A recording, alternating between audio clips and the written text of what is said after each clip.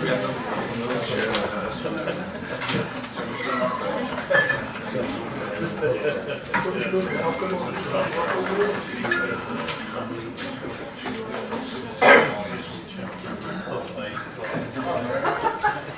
we are having a closeness. So, apology of that, please. Apologies received from Councillors Mick Duncan, Gavin Fraser-Allen, Dan Cribbin, Richard Aldo, Michael White, and Paul Fletcher. Thank you. Declaration of member interest. I will leave my chairman announcement for our next meeting. Thank you. Now, question on the council procedure, rule number 10. So, could I invite Mr. Alan Lake, please? Thank you. Thank you, Madam Chairman. The proposal for unitary governance in Northamptonshire carried out a consultation exercise. We don't believe this consultation took into views a wide enough section of residents in Northamptonshire. However, it did leave a response from RS to their conclusion. Said that the submissions generally accept unitarian authorities in principle, but were divided on whether one or three councils would be best.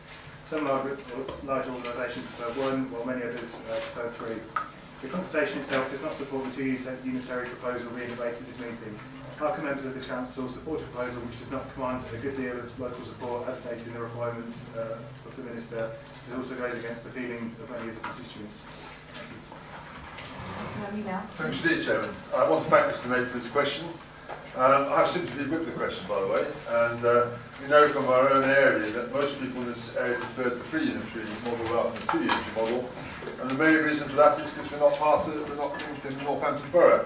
And then seeing what happened last night in Northampton Borough, they seem to have a similar view the other way around. But from our point of view, though, I just want to say the guidance from the Secretary of State is that proposals should seek to achieve, for the area concerned, the establishment of a single tier of local government. That is the establishment of unitary authorities, which is where we are now. But also, importantly, we're only part of the whole area, so we're only 1/7 of the county area. It's the county area as a whole we're talking about here. What it goes on to say, which command a good deal of local support. So the local support, as detailed, is not about Daventry district, or even Daventry and South Northants. It's actually about the whole of Northamptonshire, and that's what we call in the round. We do have tonight, actually, which I'm sure the Chairman will refer to, they're all from ORS, who are the people running the consultation. He's now moved stays over there now, but not for this part of the meeting, but I'm sure some members might want to ask questions of ORS who conducts the consultation, of the detail, and I'm sure they'll be able to explain. But I do have sympathy, but the point really is we're here tonight, the consultation has taken place, and we were told by ORS it's suitable, it matches what the government's requiring. So whilst we may not like it, we have to deal with the facts tonight, and it's not about delaying things to an extent where we can change things in that sense. So the consultation has taken place, and what we must do now is get the best deal for our residents. Thank you, Chairman. Thank you. Mr. Colin Paul, please. Bonsoir, Madame la Présidente. Madam, certainly, Madam, into the valley of death rode the 7 districts of boroughs. However, the question, Madam, there's been very little information regarding informing the general public on the subject, and I'm glad the consultation people are here. I'm minded that the so-called consultation only received 6,700 replies out of a population of 750,000. A lot of whom in the district can't even get broadband to answer the questions. The biggest outlay for any authority at present being social services and childcare. This is not peculiar to Northampton County Council, albeit others have managed their budget in a more business-like manner. There was at Daventry District Council an embryo of a pilot scheme to give, or pilot scheme, I beg your pardon, Madam, to hive away all social services. Due to the lack of information coming from DDC, can I assume that this scheme has been dropped? I would hope this evening there is a free vote and that a sea of abstentions do not happen. Thank you, Madam Chairman, for your patience. Thank you so much. Councillor Miguel. Thank you, Steve, Chairman. Thank you, Steve, Colin Paul for his question. And of course, Colin Paul knows full well that the pilot, we put a proposal to the government about taking social care services for children and adults separately out of the County Council into a new body, an ACO body, a capital co-organisation body, to run alongside the health services for efficiency purposes. Myself, the Chief Executive and our MP went down to see Sajid Javid, who was then the Minister for the CLG, MHCLG, and we put the proposal to him, and I have to say we got a very warm welcome. And the Minister did say afterwards, he did say how nice it was to see a council coming to him with a solution rather than just moaning about the problem.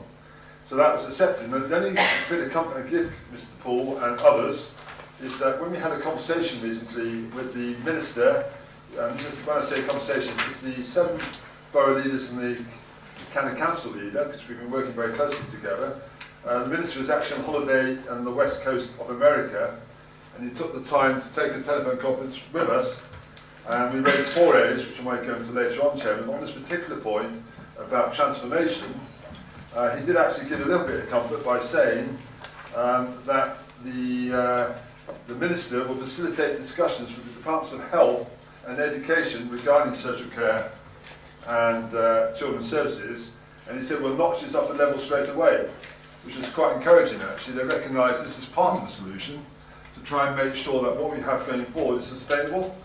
So I think to answer Councillor Paul's point is we've made our mark with government on this. We are only 1 council out of 8, but we see this as a very important strand, as do the other boroughs and districts, by the way, Madam Chairman, as part of the solution moving forward. What we do know, of course, is that putting 8 councils into 2 isn't going to solve the financial problem in itself. So we've got to find some more ways of taking the forward on that basis. Thank you. Thank you, Councillor Miguel. Number 5, local government reform in Northamptonshire. And I will invite our Chief Executive to present the report. Thank you, Chairman. Members, I just want to set some context this evening. What you have before you is our officer report, that's the first thing I need to say, and you will need to convert it into a series of recommendations which you will have to vote on, and we can pass on them to the relevant authorities.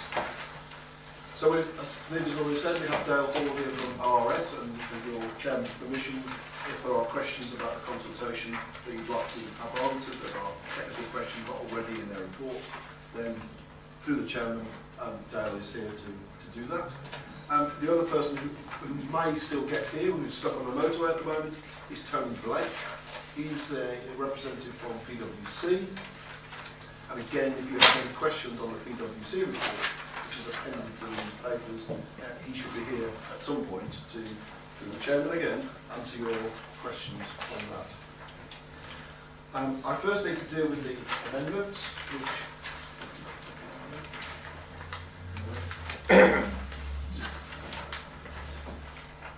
which have already been circulated to all members and are already on our website.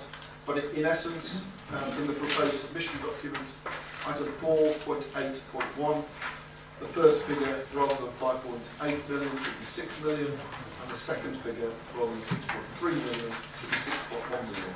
It doesn't impact on the total, but it is, we do have to correct that in this. And we also are striking out words in the same paragraph from the year 2020 to 2021 to fully realised from the year 2021-22 onwards. And again, you'll see a minor amendment in the ORS report where we're changing a 37% figure in 3.27 to a 44% figure and a 59% figure to 50%. These have all been circulated previously. I just wanted to for the record, in fact, this is Tony Blake who's just arriving. Tony, will I invite you to sit over there?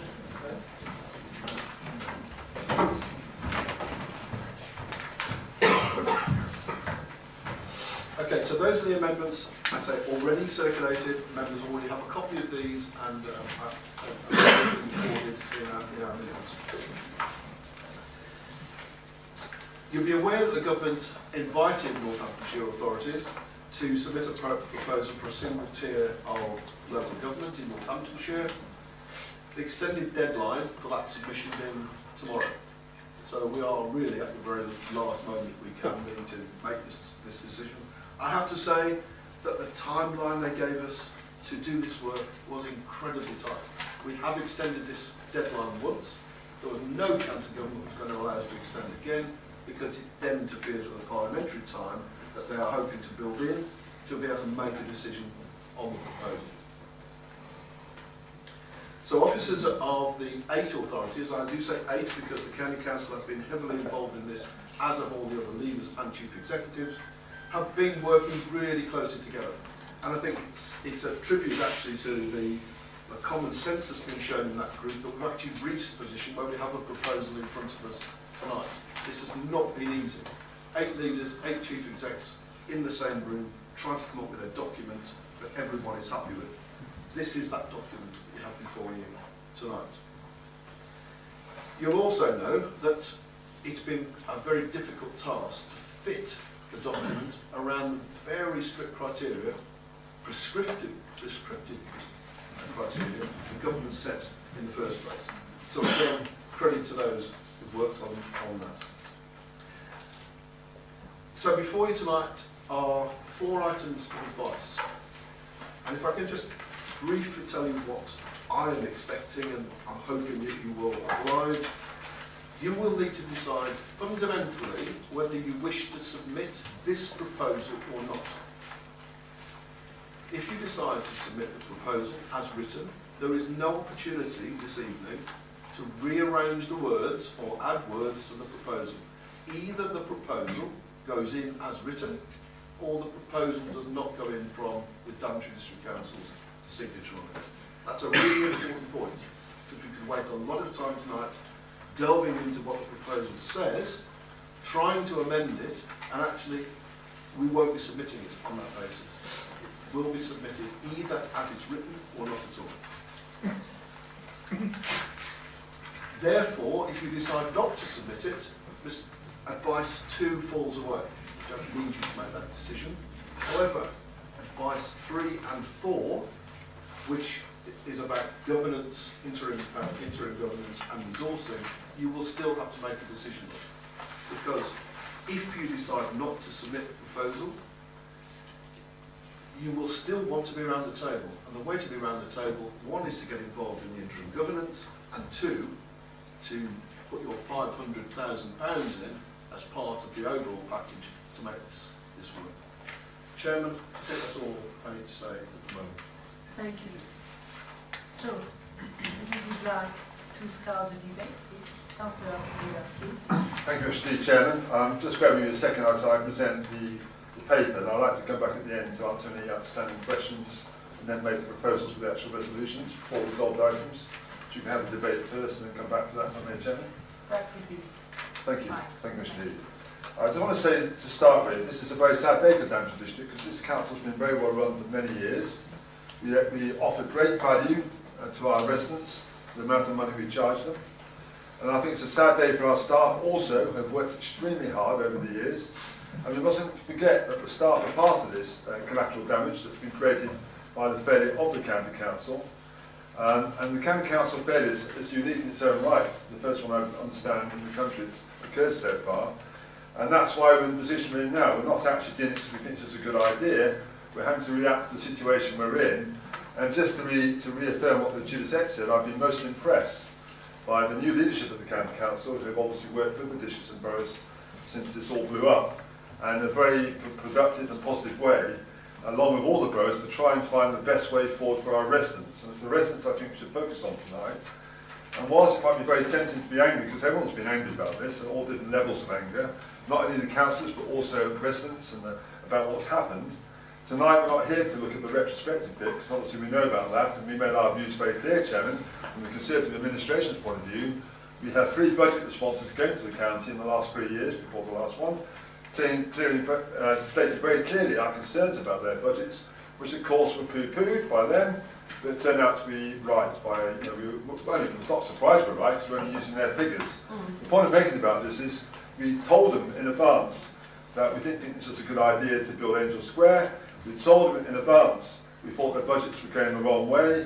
which would affect everybody, not just them, it would affect everybody in the county, because clearly they're the biggest body, and you know, and they brought the whole house down. That's what's happened. So people across the county are very upset. The boroughs are very upset.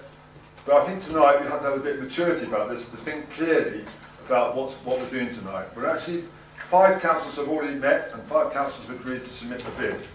So their names are on the bid. Those 5 councils, and we've got 3 meetings tonight: ourselves, South Northampton, Corby. I think the key thing here is, as the Chief Exec said, we've influenced this bid already. And I think it's important to understand, by being at the table, we can influence the outcome for our residents. By not being at the table, you won't be able to do that.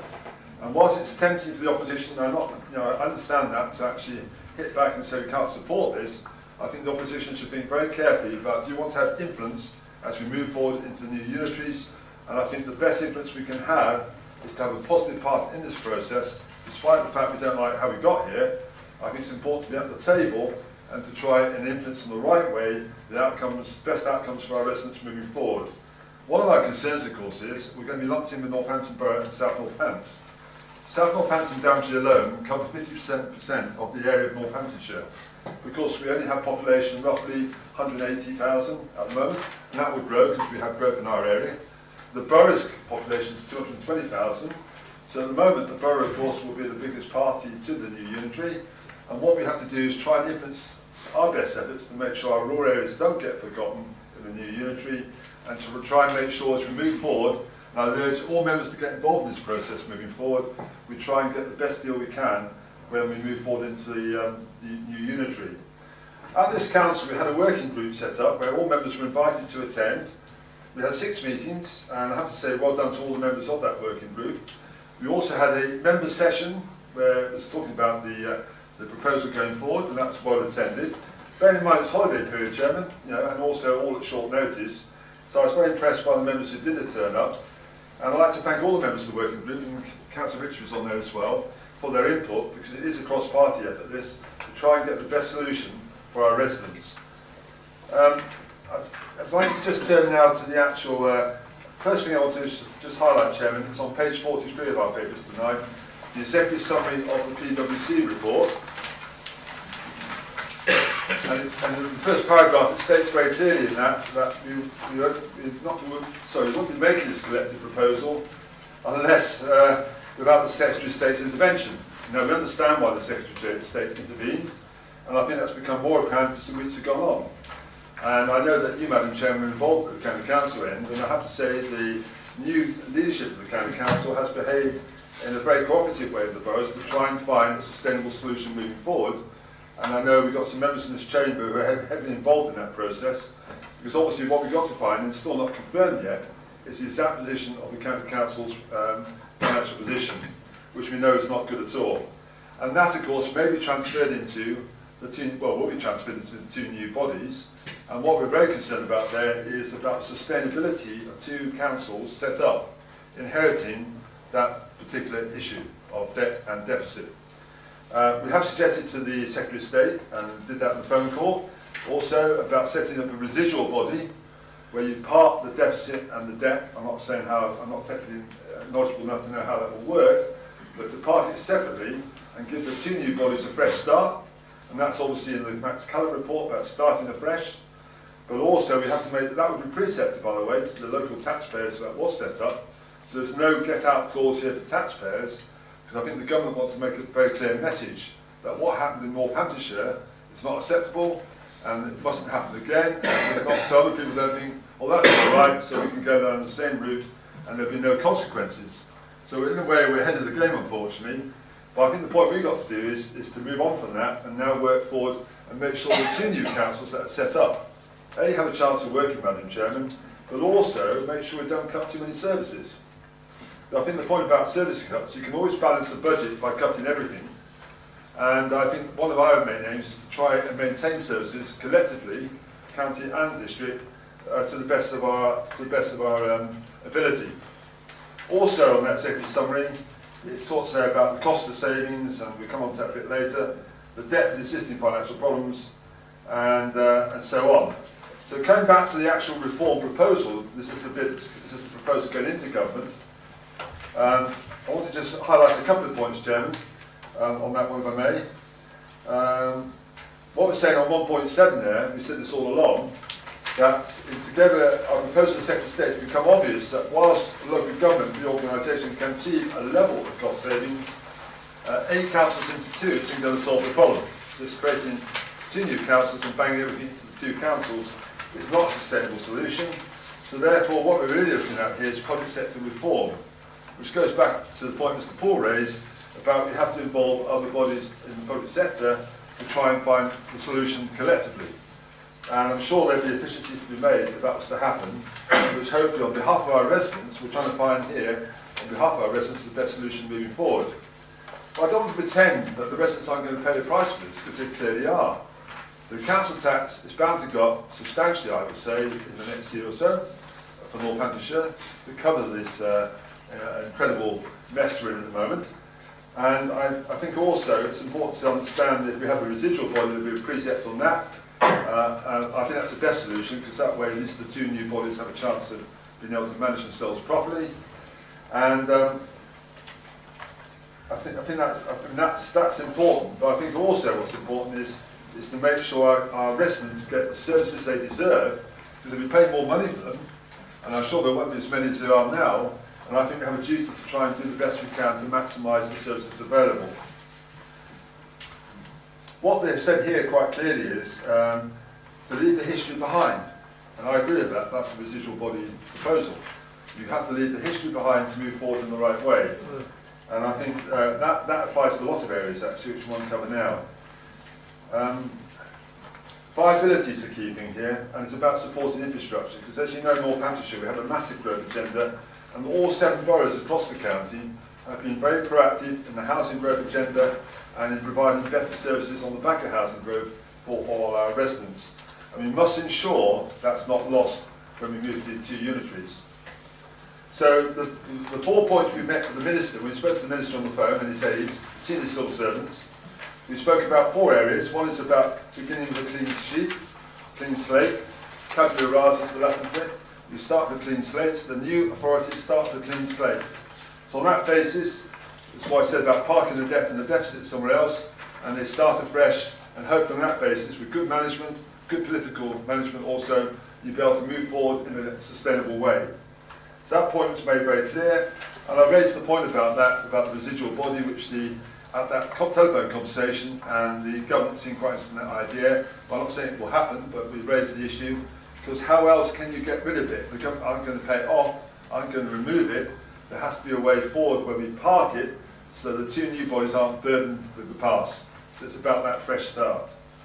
We then moved on to the transition. There's obviously funding costs of transition from where we are now. You've got to bear in mind our staff. It's a very uncertain time for our staff at Daventry. I know how much you all regard our staff at Daventry. Performed very, very well over many years.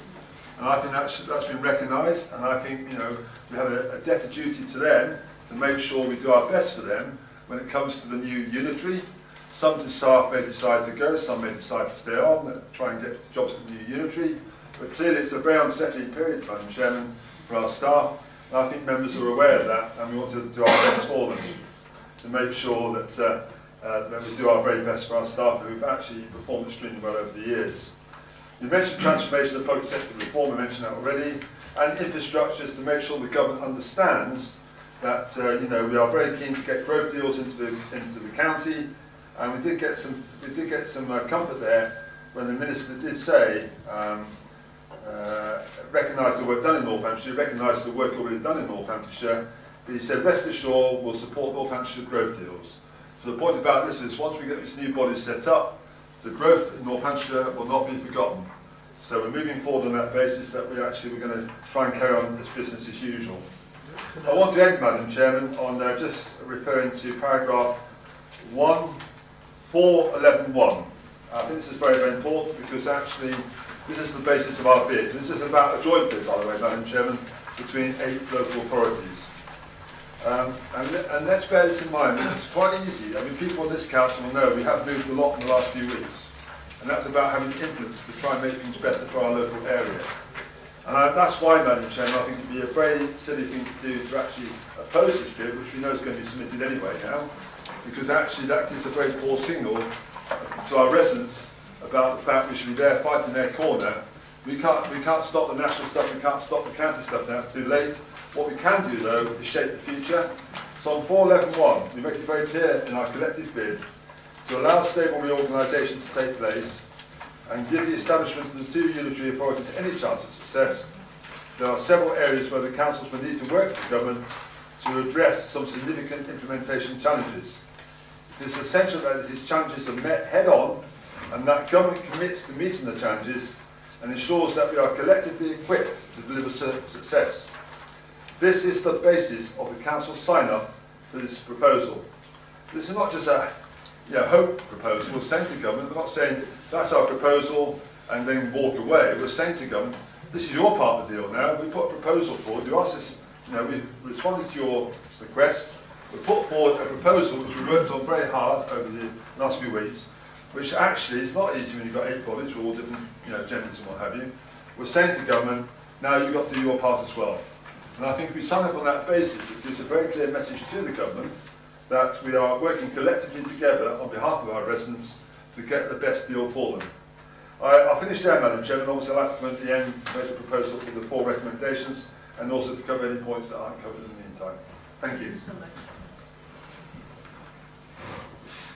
much. Sir James, Thank you, Madam Chairman. could I remind everybody it's a 5-minute speech? I'm sorry about that, Madam Chairman. I let you to explain. So I remind everybody 5 minutes, and if there is, I will allow another go if you have supplementary question. Thank you. First of all, may I say that I concur with Councillor Miller that this is a very sad day for Daventry District Council. And also it's a very sad day for local democracy. We did not ask for this. We do not deserve this. We are a well-run district council that's acted in prudent and the fashion of good management, of which we are very proud. We had the resources and the capacity to pursue the priorities of what was our very ambitious agenda. Now, of course, we could vent our anger tonight by voting against item 1 on the agenda, the resolved item. But of course, that will do nothing. Effectively, we are tonight in a situation which is fait accompli, 5 of the district and borough councils having already voted for it. If we were to vote against the result item number 1, then we would put ourselves in a position of pursuing a policy of disengagement, because we may well be excluded from any conversations, talks on the further development of the 2 unitary authorities. On the other hand, we could behave responsibly, as we have done in the past in running this council, and accept that this is going to happen, that no prizes are to be won by pursuing a policy of disengagement, and that we have to behave in a manner which is to the benefit of the residents of Daventry District. We have to fight our corner, in other words. We have to make sure that whatever is implemented does in fact work to the best of our knowledge. Whatever misgivings we may have, whatever misgivings we may have. And item 411, I think it is 11.4. 411. Item 411 does suggest a way forward whereby we are expressing our reservations. And I think we should embrace all 4 resolutions presented to us tonight and get stuck into it and make sure that we do the best for the residents of Daventry District. Thank you. Thank you. Councillor Ritchie.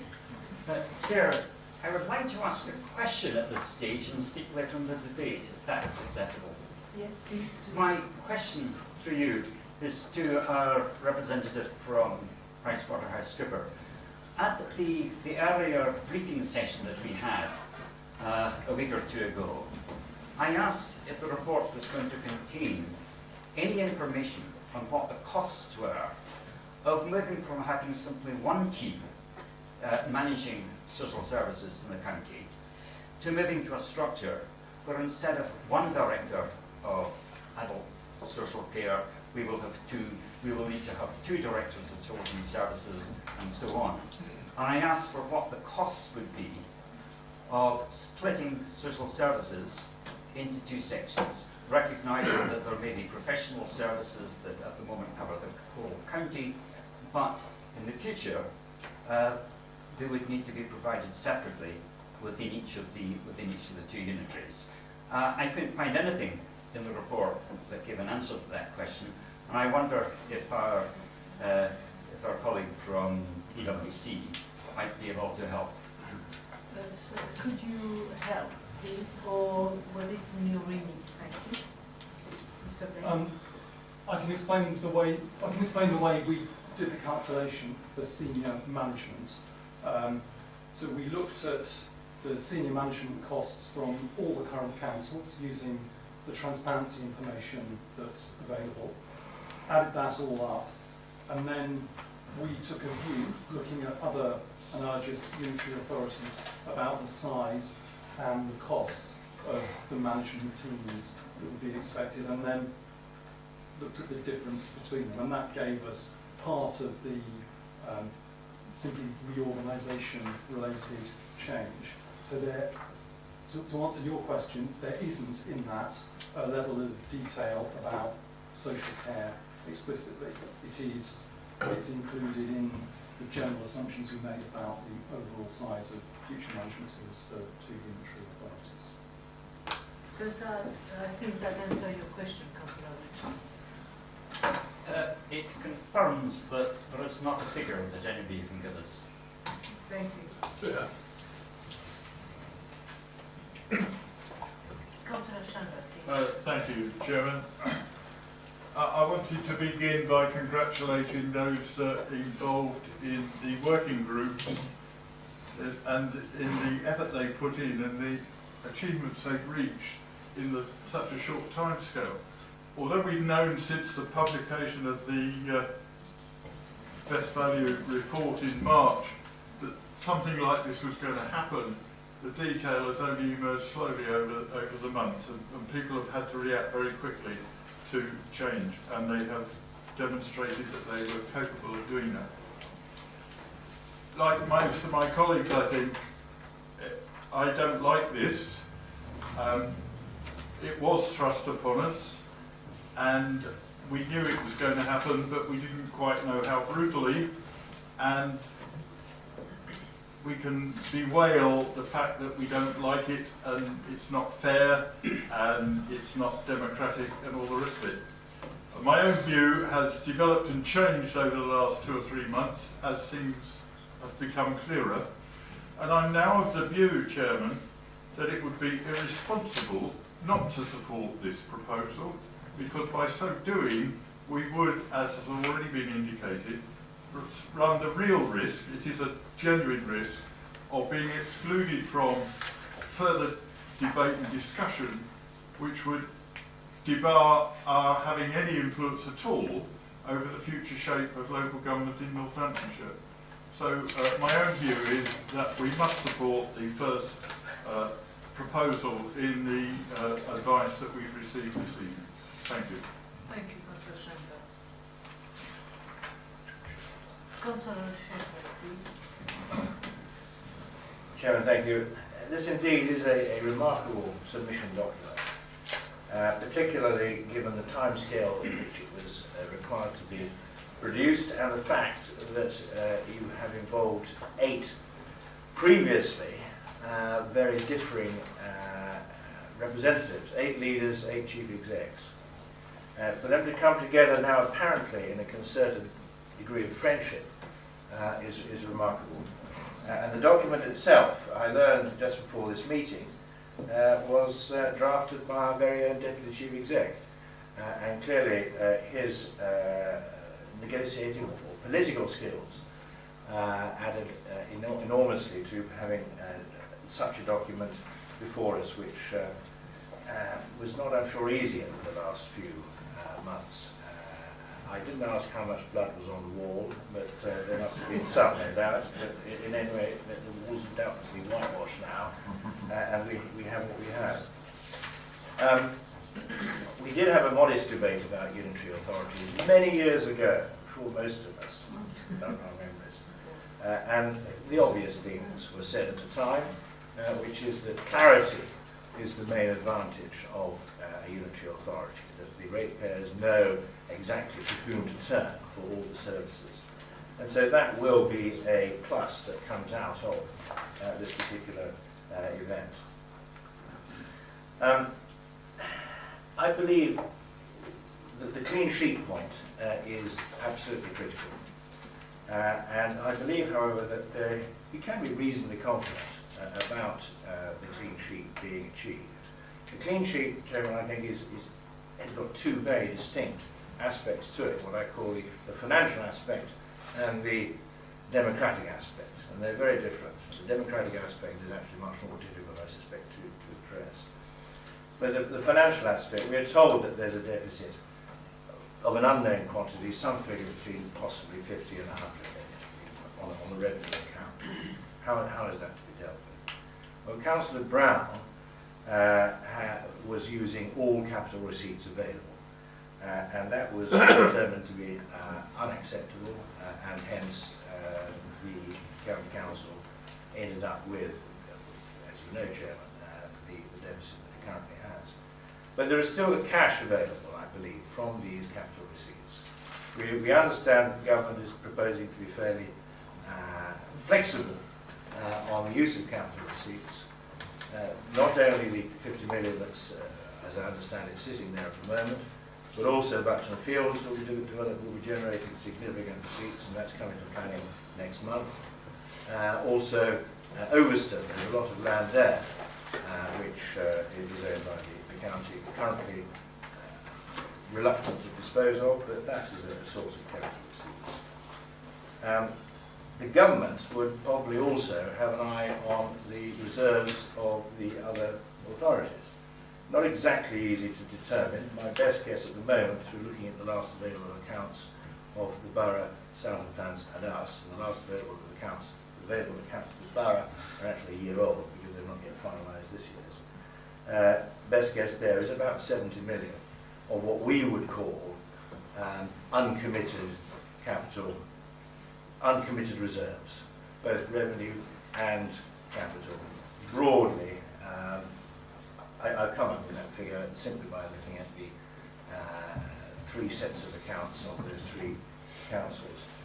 So if one takes whatever ends up as being the deficit from the county, you divide it by 54%, because that's the population that we will share. This unit will be 54% of the whole, because we have 400,000 out of 750,000. And apply that, the percentage of the receipts that at the moment is being held by the council, by the county, and dip in slightly the reserves of the other three authorities, I think it's doable, particularly because we are told also at the moment that the county council is balancing its books currently. The first quarter of this year, I understand, is on budget, which is tremendous. So I think we can be hopeful, reasonably optimistic on that particular point. The second aspect of clean sheet is frankly much more difficult, and it comes to me in a sense through wearing a very much a party political hat. Councillor Guildford and I, as Vice Chairman of the Association here, will be looking at the question of candidate selection. And we have absolutely no answer to this at the moment. But, for example, if we're talking about a clean sheet, to what extent do the political parties, and obviously this is very much a matter for the Labour Party as any other party, to what extent do the political parties look at the record of those persons who are seeking to be appointed to the approved candidates list in terms of their county council previous record, if they have been county councillors. That is a a matter in which we have no answer. The second aspect of the democratic deficit, if you like, is touched. 1 minute, very, very quick. The second aspect of the democratic deficit is touched upon by Council Miller, which is the Northampton effect. The Northampton effect is very simply that we have 57% of the population of the new unitary is Northampton, 43% is Daventry. If one adopts the numbers of Max Caller of 45 members in the new unitary here, I know that's we want more, if one adopts that percentage, we would end up with 26 members of the new unitary in Northampton and 19 in the rest. So there is an imbalance. It's not a huge imbalance, but it is an imbalance of 26 against 19. One way of addressing that is not something we can debate now, but one way of addressing that, it will be something that the unitary can address, is the question of a directly elected mayor. And that is something which I would like to think the new unitary could address. Immediately, a directly elected mayor would have the whole constituency of the new unitary. He wouldn't be elected by a Northampton ward division. He wouldn't be elected by a South Northampton or a Daventry division. He would be elected by the whole unitary and have, I think, much more success in dealing with that particular democratic deficit. Chairman, finally, I mentioned earlier the question of the councillors joining together as friends. Well, that reminds me of John 15:13. Greater love hath no man than this, that a man may lay down his life for his friends. Yeah, thank you. Councillor Longley. Thank you, Chair. Well, I'd first like to congratulate all those that were involved in writing this report. When you first think of eight groups getting together, you might think about herding cats, but you seem to have managed it all right, the officers. Right, I'll try and put a bit of clarity on some of the things that John came up with just then. And the first thing we've got to recognise is that this is going to happen. Like it or not, it's going to happen. So I think we've got to look at it in that frame of mind and get on with the job. The current deficit within the county council as of today, after period 4, is £60 million. Now, that's a rollover, and it's come about from the auditors backtracking on some of the things that were done in previous years. It currently stands 60 million. Having said that, I wouldn't be absolutely certain of that number. There's still some doubts about it, so I've got to be cautious here. But that's where it currently stands in the books.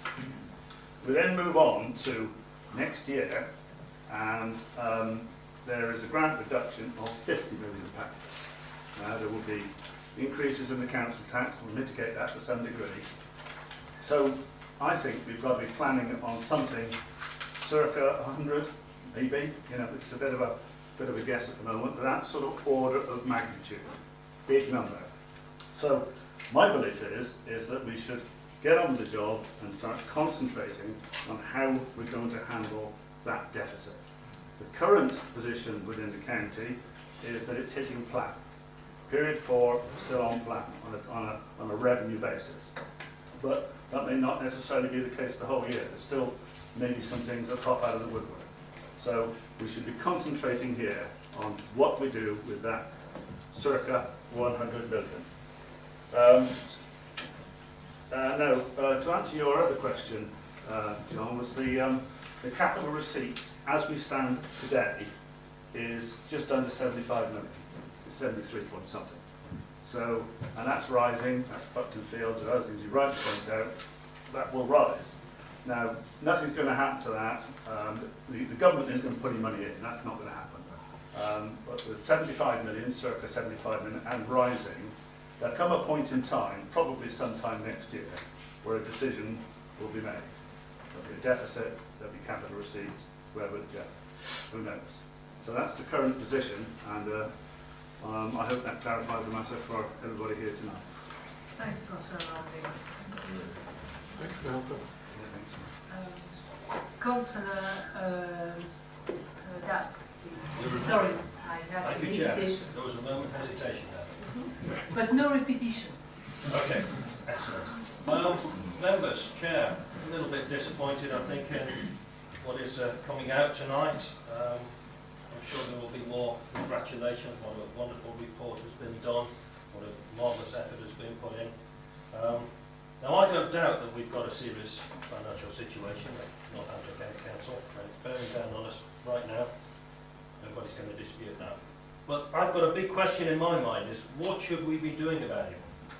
Current idea is to destroy everything, whether it works or not, dismantle everything, start again. We are aiming to erect parts of the counting district that are working. Then, miraculously, and according to the reports, within less than 2 years, rising up like a phoenix will be a fantastic new structure and ways of working, and all our ills will be resolved.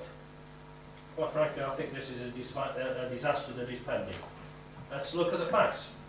There don't seem to be many. I appreciate some of the updates being given this evening, but we still have the unresolved deficit brought forward, and until that audit is complete, who knows what will be uncovered. The overspent in 1819, 60-70 million, further issues in 1920.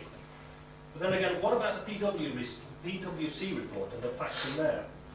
Well, I actually find that it's full of management speak, full of many could do this, could do that, and a bit short of this will happen, this will work.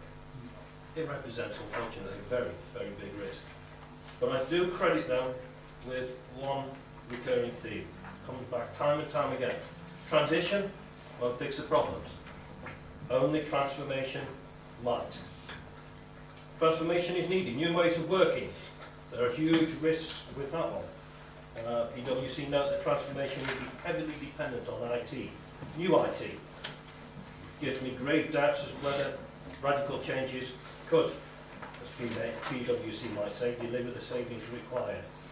IT has a habit of overrunning in cost and time and under-delivering in outcomes. Indeed, the time allowed for the reorganisation is too short. Substantial extra resource will be needed. It tends to be the slimmest chance of success. All the local experts, and I see these are the people in the day jobs, will be fully, or ought to be fully engaged in those day jobs now. How will they be able to find the time to help with the transformation? And many will leave before new systems are even complete. Where's the blue sky thinking going to arise? The management consultants? Who knows? Does the required transformational structure for services actually exist anywhere else? Does anybody have an idea what needs to be done? What's the template? I doubt one exists. On reflection though, did we not have a brave new council that was determined to deliver new and innovative ways? I recall it was called Northamptonshire County Council. What happened to that? And yet, we've already got an expert that's determined what the outcomes must be to deliver this brave new world that doesn't exist yet, that has not been designed. Who's the expert? It's the government minister and his department. He's decided in his wisdom that we shall have 2 unitaries, and this will deliver the vision. Not that we know what the vision is, of course. And why? The arbitrary 300,000 population limit effectively reduces all outcomes to one single possibility. Nothing else can be contemplated. So considering what I've said, we have the immense challenge to find new ways of working, radical ways, but then we impose a structure without any regard to what structure is needed. So immediately we limit the possible outcomes. The minister has predicted the required structure before anybody knows the outcome of the transformation process. And it's that transformation process that is key to success.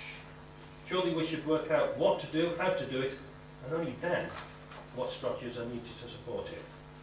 So members, I will be voting against items 1 and 2 on the agenda. I will vote for items 3 and 4, but I believe that none of this is justified by the evidence. We should set up all the processes to determine future service delivery models using the customer first idea, or what I would prefer is residents first, not like customers in our world. After that, you can create the structures to run, manage and scrutinise the service delivery.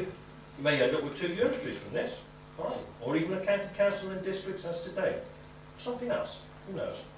So I repeat and sum up. At the moment, we propose the managing structure, but have no idea how the underlying services will need to be run or structured, or exactly what those services will be. Somewhat cart before the horse. Thank you very much. Thank you, Councillor Dow. No more. Councillor Randall, please. Yes, thank you. It is a very sad night tonight that we are here discussing these options. Well, not really an option, is it? Reading through this report, you know, health is quite close to my heart, and you know, I dread to think what is going to happen moving forward. You know, to have two unitary authorities, how is it all going to work? How, you know, everything's going to be broken in two. I don't know how social services, children's services, I don't know how the police, I don't know how everything else is all going to come together. I am seriously concerned who's going to slip through the net.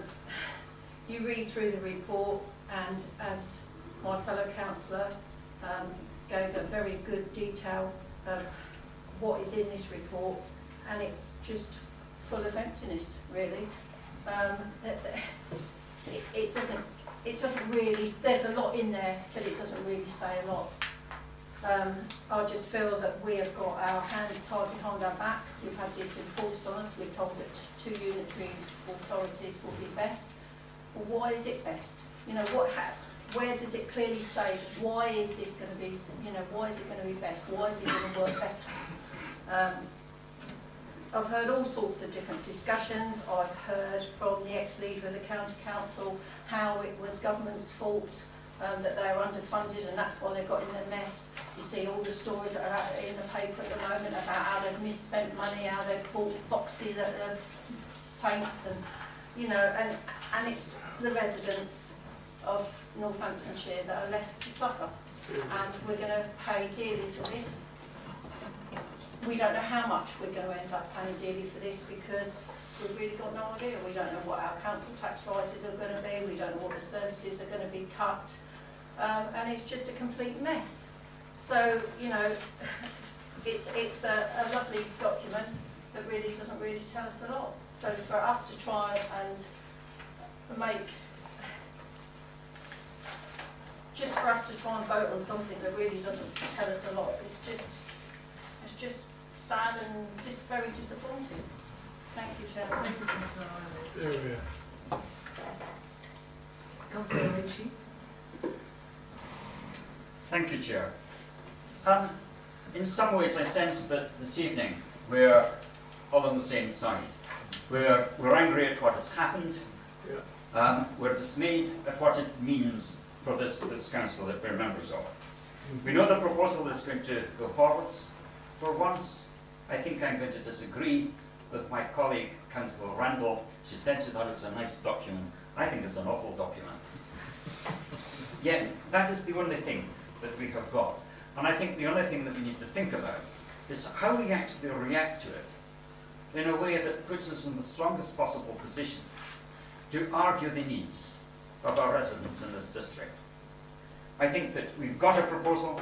I think it's long in words. It's short in facts and figures. It proposes a whole number of things that could equally well be done without reorganisation. I raised in a question that it doesn't actually explain how it is going to be better for vulnerable people by splitting social services into two, and I would still like to know what the actual additional cost will be of making that split and having two parallel management teams. It does, however, concede that reorganisation does not address what is the fundamental problem, namely that in this county the amount of income that is received by councils is not nearly sufficient to pay for the services that we need to provide. My colleague Councillor Dabbs referred to some of the goings on in the county council. Max Caller was very critical of county councillors' failures to challenge the vagueness of the then reorganisation plan, the regeneration plan within the county council. I just sense that we are now going to do much the same sort of thing. We are venturing into the unknown. we're told that there might not even be the costs of, to meet the transition costs. I think if you look on page 8, you will find that. It is a proposal that's supposedly supported by a consultation. I've made my criticisms of that consultation before. I still believe it was entirely wrong not to be much more specific about the specific concerns, the dangers to this district in the information that was provided. But in spite of that, a majority of the respondents from this district voted against the proposal. I am grateful to the efforts of our leader and chief executive for having got, I understand tonight our deputy chief executive too, of having managed to get into the text some diplomatic code that suggests that we are unhappy. I'm told that civil servants will understand that. I'm sure that they will. They will understand that we don't like it, but that we don't have the balls to stand up to a bullying government department.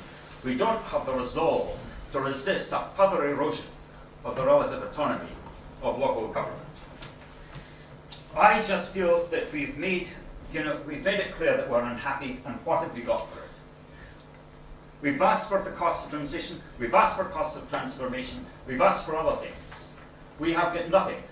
We have only had the concession that we will be allowed to increase our council tax by much more than normal limits without asking for the approval of our residents. I believe that therefore our response should be in the only language that politicians will understand. We have got to say no. If we refuse by saying no, if we refuse to submit, we are still in a position where the government is formally obliged to consult with us. Let's not wait, however, for that consultation. Let's actually now, or as soon as is practically possible, make our own statement in which we express our concerns about our town and our rural parishes being swallowed up by an authority dominated by Northampton. Let us challenge the 300,000 criteria as one that is not supported by evidence or logic and simply doesn't stand up given the number of very successful unitary authorities that are of a much smaller size. And let's argue that there should be a lot more consideration of the preferred option of the Deloitte's report that this council is partly responsible for commissioning, that came up with other models and a 3 unitary model. I believe that by making such a statement, we may not deflect the government from the course that it plans to follow, but it may improve our chances of getting more concessions in the discussions, in the discussions that follow. My concern is that if we have said yes, we are going to sign up to this proposal, we ask for other things, the government can quite legitimately turn around and say, look, we are going to give you what you asked for. That is not sufficient. We want to ask for more. We have got to keep that option open. And I believe by doing that, we will do the thing that we are here to do, and that is to represent the residents of this district. Thank you, Councillor Ritchie. Councillor Brown. Thank you, Madam Chairman. The problems inherent in the proposal and in the move to unitary authorities have been well rehearsed, but I do happen to share Councillor Shepherd's cautious optimism in where we're heading. I have always seen the benefits of the unitary authority model in that those authorities are a one-stop shop for residents. They provide the opportunity for uninterrupted strategic thinking when it comes to environmental services, town planning and other services provided by local government, as well as less expense to the taxpayer. And whilst I have the utmost respect for people's affections for this institution and other institutions throughout the county, these institutions are only a means to an end, and that end is to provide services to the taxpayer. And we must look at how best to provide those services and look beyond our emotion and our attachments. Now, looking at the report itself, the challenges laid out in 4.11 are everything. They provide the criteria against which we will be holding the government to account, and we must be absolutely robust and fearless in holding them to account as this process continues. The plan before us, to put it in Churchillian terms, is not the end. It's not even the beginning of the end. It is perhaps the end of the beginning. And as this process continues, we need to ensure that the flesh put on the bones by government and by our negotiating teams is absolutely the right thing for the people of this county. We need to look to the examples, Cheshire, where they have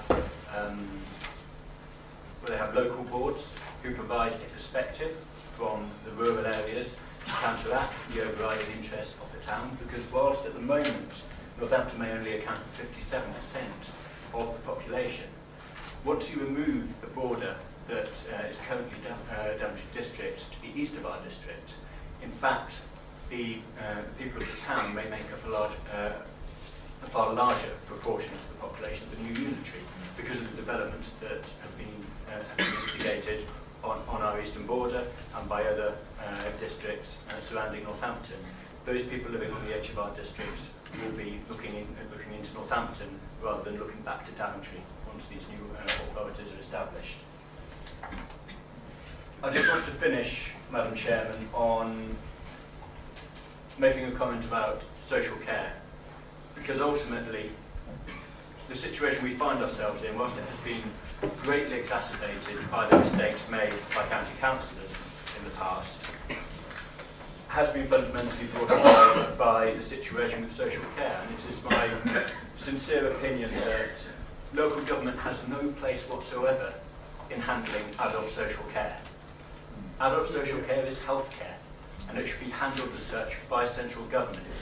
It is simply too fundamental a problem and too large a problem to be handled by local councils. And going forward, if we look at national issues and the challenges facing government as a nation, beyond Brexit, we have two fundamental issues to face in this country, which are housing and the ageing population and the pressures that that applies on adults' social care. Government needs to look at the challenges that we have put to them. It needs to look at the challenges facing the country in the future and address those fundamentally. Because without those, yes, these authorities will be doomed to failure. But the challenges we have put in place, we must stick to, and through this authority and others, we must challenge government without fear, and I will be keen to be a part of doing that. Councillor Osborne. Just a couple of points, Chairman. You don't necessarily have to split the management of social services, young people and old people. There are many authorities throughout this country that are operating with the same team at the top, although the services is split between two councils. So you don't have to have two sets of top management to run young people and old people. So it isn't necessarily double the costs for that. And it's not necessarily splitting it up. When I first saw the report a while ago, my thought was, because I'm off to leave the council after a couple of years, I'm worn out, like any of us will be. My first thought was, fancy lumbering with the local ratepayers a huge debt because of the failing county council. Whether the county council fails or doesn't fail, the debt is there. So it doesn't matter who pays it, as I was reminded by our finance lady at a meeting a little while ago. The debt is there. It doesn't matter whether districts pay it, it doesn't matter whether the county pays it, it doesn't matter whether unitaries pay it. We'll end up with the ratepayers paying it. I would expect the government to be flexible in some way or other when it comes to sorting out the closing down of Northamptonshire and the splitting of the assets or the deficits. And I would expect that the government to allow Northamptonshire to realise as much of their assets as possible and to use as much of their money as possible, whereby in the past it was used by capital receipts we used for revenue purposes. They have to be used for revenue purposes to cut the debt down before it's transferred to the two unitaries. I shall be supporting it. I supported the county. I don't see any other way. I don't see any other way of it going, Chairman, and I think it will be best for our people in the end. Thank you. Councillor, no more speaker. Councillor Miller, would you like to start? Thank you, Madam Chairman. Well, I'd like to just have a point of clarification, if I may. The Councillor Brown that Councillor Shepherd mentioned isn't Adam Brown. I just made sure that was no reference to Adam Brown when he made that comment. I want to just say that on Councillor Shepherd's points, actually, that they mentioned about he went into association business, Daventry Conservative Association business, which is probably not appropriate for this meeting. But the point he made about direct elected mayor, one of the criticisms of the county council was that a few people at the top were responsible for this failure. They actually controlled the county very strongly and led it down the route it went down. So that one of the concerns about direct elected mayor is you only have one person at the top. If you get the wrong person there, you might have a similar situation. And as a Democrat, I much prefer to see a committee system on the new unitaries, but it's not for us to decide tonight, because that's for the unitaries to decide, where all members have a far bigger part in how those councils are run. And I think lessons can be learned from the county council, nationally, never mind locally, about how a council should be run. And we sought at close quarters at this council for many years, and we warned them, we told them, behind the scenes, a lot of people won't know what went on behind the scenes, but we saw exactly where it was heading, and unfortunately it's created the collateral damage we see today, where a good council like our own, you know, is going to suffer. And it's also the residents are going to suffer. But anyway, that's lessons to be learned. But what I want to say about I always think Councillor Longley is very, very positive, and I'm very grateful for you that you've now got the position of the county council, so congratulations. I think it's the right choice to look after the county councils with some finances, following the very sad illness of Councillor Michael Clark. I want to say that, and I think Councillor Longley, who's a straight guy and will tell you as he sees it, I mean, he knows the challenge is large, it's huge, isn't it? And I think we mustn't get over-optimistic about how easy it's going to be to deal with what the county council have and it's fed into new bodies. And that's why I think the government have got to play their part. You can't do it alone, the government have to play their part. I think it's one of the councillors said, forgive me, fearless in holding the government to account. That might have been you, Councillor Richard, was it? That wasn't you, you was. I agree actually, Dad. People who know me, and Ian sees me in action, will know I will hold them to account on behalf of this authority. And I did do with the Minister on the phone regarding the clean slate. Because some people's definition of clean slate at government level is it's about sorting out where the county council position actually is. That's not my definition. The definition of clean slate is what we're talking about tonight. I said the point about the debt's there anyway. I think the key thing is, and also on the county council point, Madam Chairman, what they're doing actually, you're mentioning in the books at the moment that the deficit's not getting worse, which is very good news, but there's still a deficit there, a revenue deficit of £60 million roughly, as we know it. So that's not good news either. I want to assure the opposition, there's no good news here. No good news, but what we have to do though, in terms of what's happened up to this point, but what we have to do now, Madam Chairman, is change that moving forward. I think there's good start to be made at the county that you're actually addressing the deficit issue, not making it worse. The next point for us as politicians is to influence how the new body is set up. And the only way you can do that is by being involved in it and by saying, yes, 5 councillors put their name to it so far, there's 3 more tonight. If you don't put your name to it, it gives a very poor message to our residents that we're trying to sort out the issue that befalls us, which is not down to this council, by the way, or any councillors in it. And therefore, I want to just make the point that we have to be positive in terms of engaging with the government, because without the government's help, this isn't going to work, and that's just a fact. We can't do it pretend we can do it on our own, because we can't. What we can do, though, is we can influence how the government thinks, and we're going to use our MPs on that, because the MPs have got a big part to play here. And we'll have further discussions with the Minister to ensure that we get the best deal we can for Northamptonshire as a whole. And I know my fellow leaders across the county have that same viewpoint. It's interesting, actually, we're in this position now where it's always easy in hindsight to say things in hindsight, but we actually saw this coming in a way. We didn't know how bad it was until we know how bad it is now. What I'd like to say to councillors, be rest assured, all your views tonight have been taken on board. I'm very proud of our Conservative councillors who are on the dual hatters on the county, who I know have been working very hard behind the scenes to put things right at the county. So I'm very grateful to those 6 members of our council. I also am very grateful to all councillors, including the opposition, who have actually participated in this discussion so far. Your input's always helpful. It's not about a view, you may have a different view at the end, but I'm just saying your input's always helpful. And I do listen to what you say.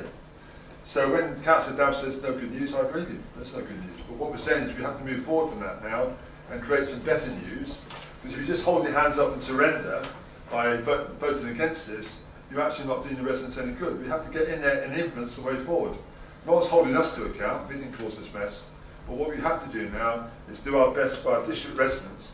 And I have to say the district residents in particular on South Northampton and Daventry will suffer most. We're large rural areas where, as you know already, the services aren't as good as maybe in an urban area, but where it's a more dense population, and they often lose out. So we have to do our very, very best for our residents, and it won't be easy, Madam Chairman.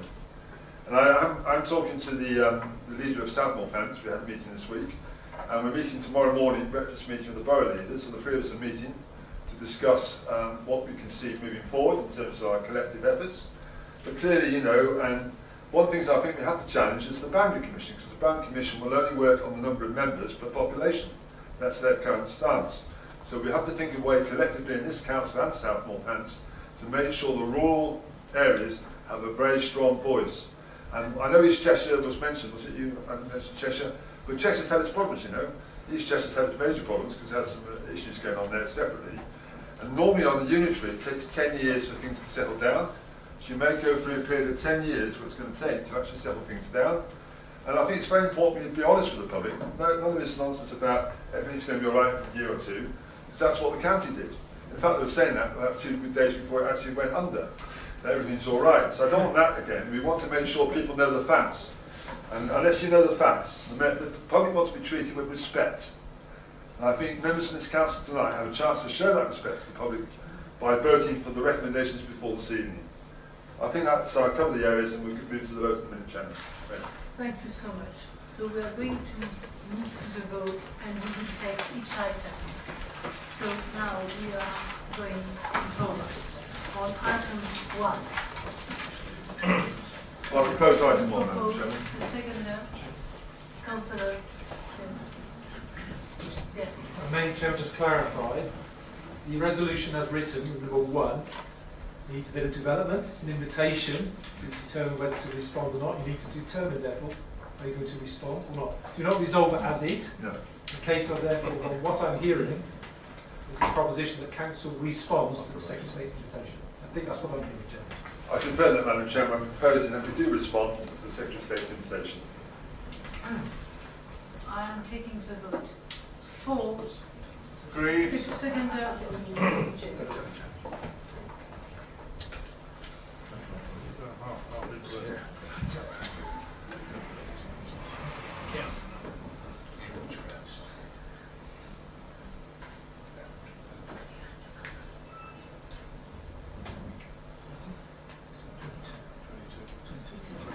Against?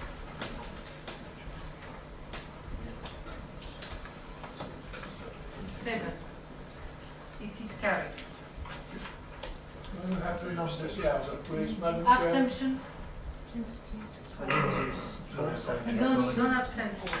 22 to 7. Second proposition. Thank you, Madam Chairman. The second one is that subject to Council having resolved to respond, which you have done now, we then, subject to at least one other council, which we know has happened already, submit the local government reform proposal. Seconder, Councillor Morgan. I go to the vote for the resolution.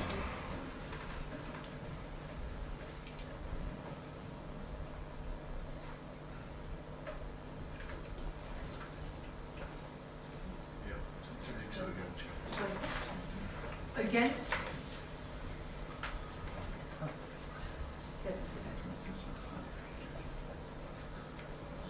7. Abstention?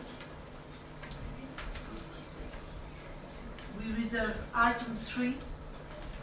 Thank you, Madam Chairman. I propose here that, subject to submission, which we now agreed, we endorse the chief executive deployment of resources required to progress work onto the next steps, including those ahead of any decision by the Secretary of State, up to a maximum of £500,000 to be taken from existing budgets and stroke all reserves. 4. Second. Councillor James. Vote. I go for the vote. Chair. Sorry, well, Yes, I was just wondering if I could make an amendment to item 3. no, you cannot make an amendment. We can't make an amendment. Why can I not make an amendment? Could you, so please could you, sorry, I have clarification, so Thank you. could you look at your Thank you. I wonder if I could make an amendment that this also involves working alongside the leader of the council. So it's the chief exec and the leader of the council. Do you have a second note? Councillor Ritchie? Who is for the amendment? So the amendment is that, to clarify, Just read it out, please. so your amendment is that subject to the submission of Northamptonshire local government report proposal by any council, councils endorse the chief executive and the leader deployment of resources required to progress works on the next step, including the survey of any decision by the Secretary of State, up to a maximum of £500,000 to be taken from existing budget and or reserve. Point of order, Chairman. I thought at the beginning of the meeting, Chairman, we were told there can be no amendments on this. That's what we were told at county, and that's what the other authorities have. Now, if we were told there's no amendments, and now you're putting an amendment, this authority will be different to the other authorities. So you've told us not to. So, sorry, could we have clarification? Could I just by the clarify chief exec? the amendment position? The amendment position is in regard to the proposal. Now, what we really would like is these two align themselves with all the other councils. Yeah. But it's a proposal that we are submitting, not our recommendation. Yeah. So, Councillor Amina. Yeah, thank you, Madam Chairman. I appreciate the sentiment by the opposition there, but the reality is I'm not involved in deployment of staff and resources. We're the politicians, and the politicians played a very key part, actually, in the changes to the actual bid. So it wasn't just officers, the politicians in particular gave the steer. So I want to just make the point that we can't really change it for that purpose. I'm not involved in day operational matters. I'm the political leader which gives the political steer. So whilst I appreciate the sentiment, it's not our job, my job to be part of that process. Thank you, Madam. Thank you for the clarification. So who is for the amendment, please? 4. Against? Lost. So we are voting for item 3. 4.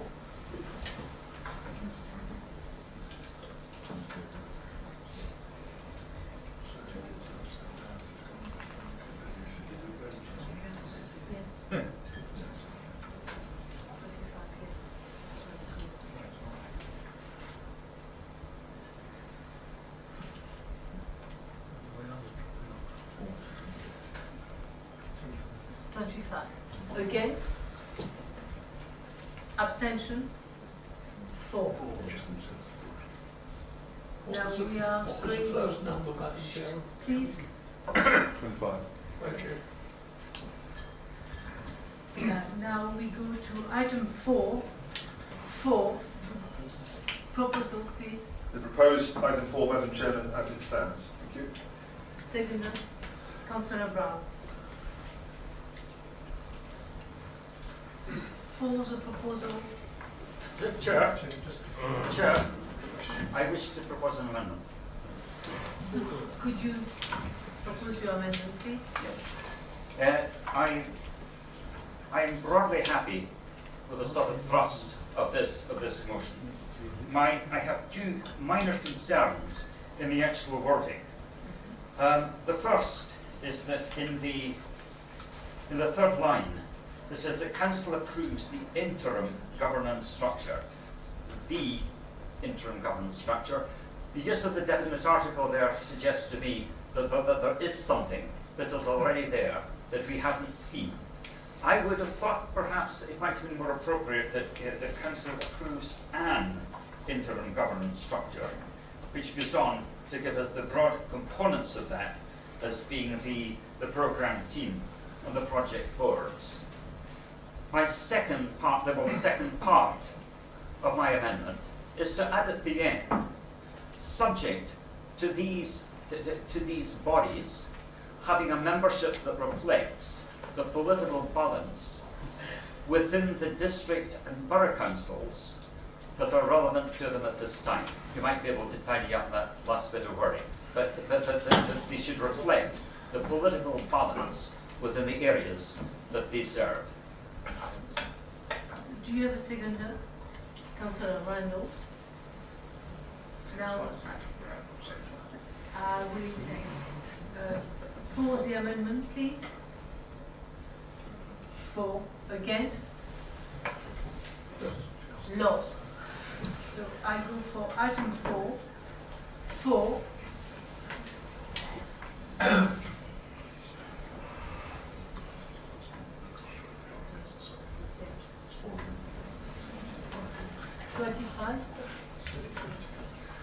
Matters not.